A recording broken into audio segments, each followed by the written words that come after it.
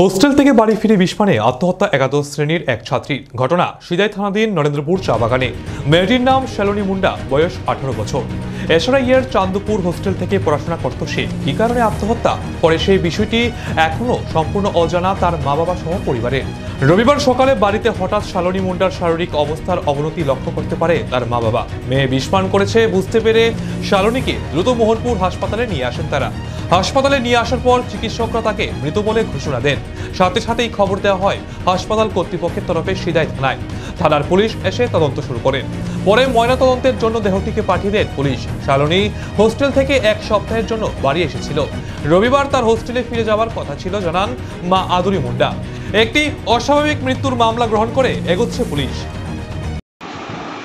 Actually সকালবেলা থানাতে hospital থেকে একটা ফোন এসেছিল যে একটা 18 বছর একটা মেয়ে বিষ খেয়ে মৃত্যুবরণ করেছে। তারপর হসপিটালে এসে দেখলাম, গার্জিয়ানের সাথে আলোচনা করলাম। মেয়েটার নাম শালনী মুন্ডা, 18 বছর বয়স, daughter of Shri Rabindra Munda of Narendrapur tea garden C S. মেয়েটা হোস্টেলে থেকে পড়াশোনা করে, মানে একাদশ শ্রেণীর ছাত্রী, মানে এসরাই স্কুলে পড়ে। গত 28 তারিখ মেয়েটার জ্বর হয়েছে। মেয়েটা বাড়িতে এসেছিল জ্বর নিয়ে।